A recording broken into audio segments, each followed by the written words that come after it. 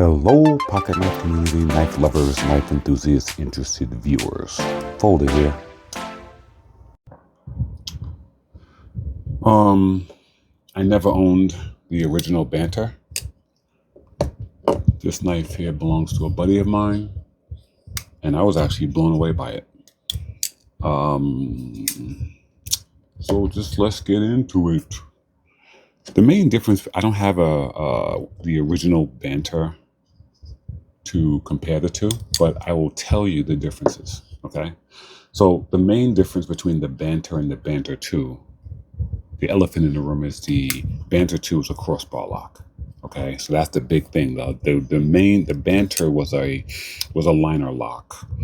The Banter is, a liner lock. So the differences between them, we'll run through the differences between them. The Banter 2 is a crossbar lock. The Banter is a liner lock. The Banter 2, these are all the upgrades, right? The Banter 2 has a double-sided pocket clip. The original Banter only had a single-sided pocket clip, okay? The original Banter came in G10. The Banter 2 is, as you can see, in aluminum. It's a coated aluminum, and this one happens to be lavender? I don't know, purple? And so aluminum compared to G10. They put a bigger sharpening choil on the new one as opposed to the small one. And the only other difference was the original Banter did not. It was a complete open through. I keep saying was, like it doesn't exist anymore. It is a complete and open a flow-through open design. This has a backspacer. So they added a backspacer to the Banter 2. To me, the backspacer gives it more balance. It's definitely going to give it more balance in the feel because it adds weight to the back, and it has a more complete and polished look, in my opinion, compared to the old one. Having said that, if you are a fan of action, the crossbar lock has negatives and positives. As you know, a crossbar lock is a spring-loaded design, a spring-loaded locking mechanism, and the detent on this is based off that spring. When you flick this thing open, you do feel resistance from the detent. The lack of detent, the spring, you feel it. With a frame lock or a liner lock, you're not going to feel that. It's going to have a more snappy action because of the fact that it's a frame lock and or a liner lock, and there's basically an open release on the detent when you flick it out, so it's almost like a free flowing. It's going to be more snappy. So that's going to be the only difference. 6 in one hand, half a dozen in the other. It depends on what you like. For me, this small knife, this platform, I actually like the crossbar lock for this knife. And I am a big fan of the other one. I'm actually going to probably get the other one also, to be honest with you. Well, this is, like I said, this is not mine. But I'm probably going to get the other one that has the original Banter. Having said that, bam, I did pick up one myself.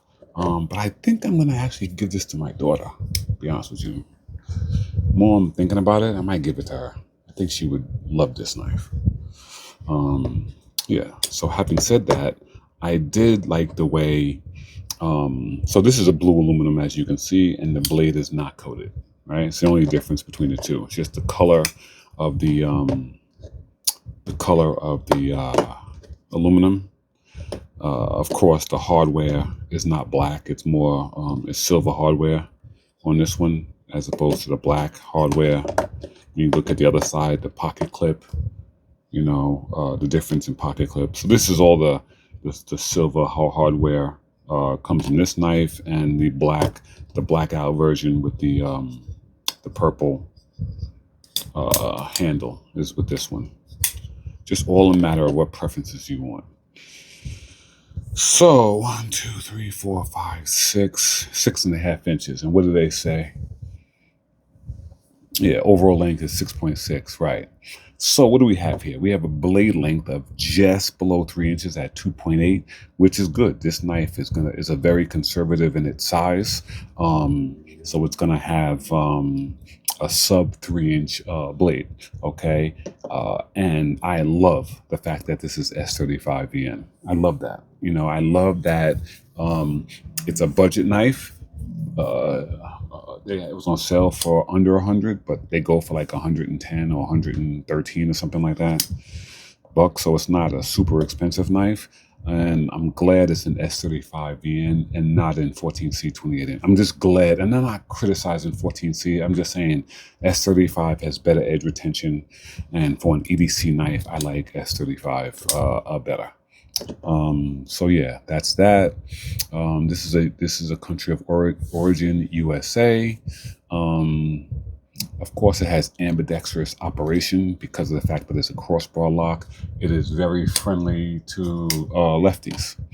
Like I said, overall length is 6.6 inches, and yeah, the blade finish on this one is satin, where this one is a stone black coated stone wash on this one. Yeah, so you have this beautiful drop point blade, thumb studs, thumb stud deployment. And I'm going to tell you, I was really pleasantly surprised when I put this knife in hand, when I held this knife in hand. For a couple of reasons. It has a very neutral handle. Being such a small knife, with the open neutral handle, it makes I can actually get all four of my fingers on this thing, which I find to be kind of crazy. It's got this flat section in the back that allows for your pinky to kind of rest there. I mean, listen, the provisions on this. I mean, if you're going to come behind the main pivot where the first downturn is, there's no really hard line area here for your front index. I mean, it's giving you a lot of latitude, I should say, for this main index. My lighting is bad on this here. Can I get some more? Yeah, it's having this really neutral design. You can really play with this area. Like you're not dedicated to be back here. You can really choke up, and you can come back on the handle if you want behind this downturn, which is a very soft turn. If you're back here, of course you got three fingers. Of course, it's going to have this whole finger hanging off. But with such a neutral design and a neutral handle, you really can choke up on this thing without, and there's no, front finger choil, of course, but you can choke up, which would allow much more on the hand grip. Now, having said that, this jimping is really good. I'm really shocked. It's like, it's really like Spyderco feeling, to be honest with you. Spyderco, of course, if you don't know, has the best jimping in the industry, my opinion, of course. Really, really amazing jimping on the Spyderco. And this jimping, even though it doesn't look like Spyderco jimping has teeth like this, but they tend to slant slightly in the rearward position, whereas this jimping is definitely more of a just like a straight up and down vertical type jimping. But I'll tell you right now, it's excellent. I mean, what jimping is supposed to do, it's supposed to lock your finger. Like when you put your finger on that jimping, it's supposed to prevent forward motion or even backward motion. It's supposed to kind of lock you in. And so yeah, it definitely does that. They put perfect teeth on this knife for really good jimping. Moving down to the handle, it has a very slightly contoured handle. With this micro milling on the aluminum is very premium in look and feel. And it has, there's no sharp sharp corners anywhere on this thing. It's just very, very smooth, neutral, EDC feeling knife. Of course, we have the crossbar lock here that, if you don't know, crossbar locks work on either side. You can actually just utilize one side if you want, or you can pull from the middle and you just use both if you want, or either side, singular. And they're basically a spring mechanism that forces the lock bar over the tang. You know, you see there's a gap right there, right behind the tang, and once it moves forward, that's the spring forces the crossbar up, and that crossbar, along with the top of the knife and the tang, lock the blade in position. So it's using this small portion here plus the tang of the blade to lock the blade forward. Basically how they design, how they work. This knife also has a single-sided pivot, which if you watch my channel, you know I love. 2 thumbs up. I love single-sided main pivots, where there are only provisions on one side. You have some type of captured system that prevents this side from rotating, and you can loosen and tighten on one side. I think all knives, should have a captured single-sided system, and this has one. Very nice. It's got a lanyard hole, a big, nice, big lanyard hole if you need one. And also, like I said, a backspacer. Very nice. I do not know what that backspacer is made of. It could be aluminum. Yeah, it could be aluminum. It could be titanium. Nah, I doubt it's titanium. Let me see if it's something. I don't know if it's something that's okay. So it is something non-magnetic. So yeah, it could be. It could be aluminum. It probably is aluminum. Probably just stuffed a piece of aluminum there. And yeah, nice. Pocket clip is very nice. I love the way they did it. It's got you know, flat screws, complete flat screws design.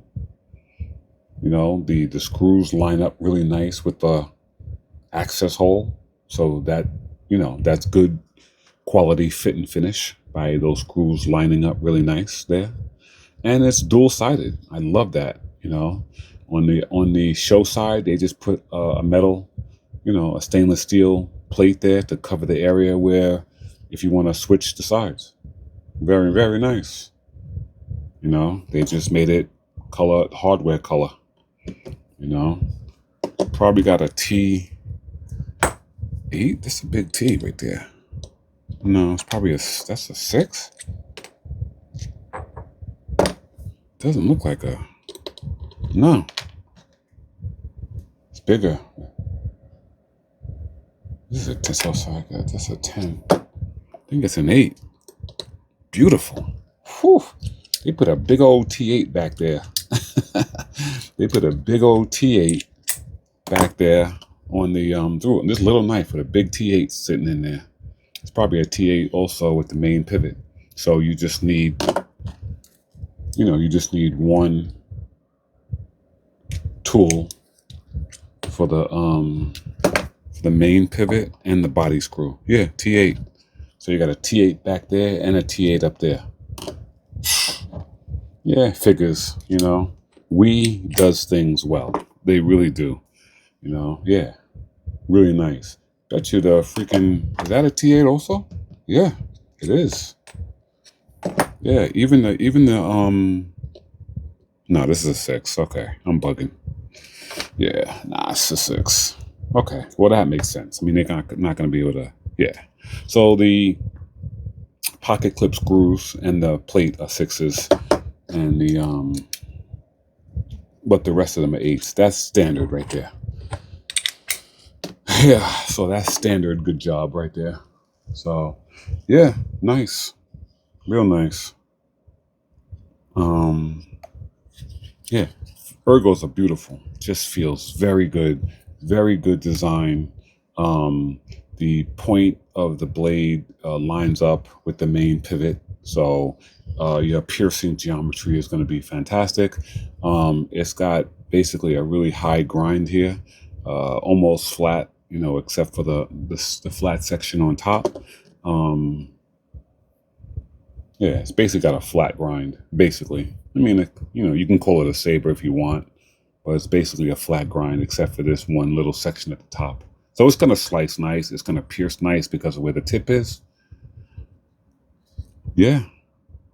I mean, you know, just a beautiful, nice, compliant, no nonsense EDC knife, perfect thing to carry around, for everyday, very everyday basic tasks. S35 VN steel, so it's gonna function really good. It's gonna have good corrosion resistance and decent edge retention and decent toughness. I mean, S35 VN is a good all around steel. It's just a good all around steel. So yeah, I like this. I think I am gonna give this to my daughter. This would be beautiful. She would love this.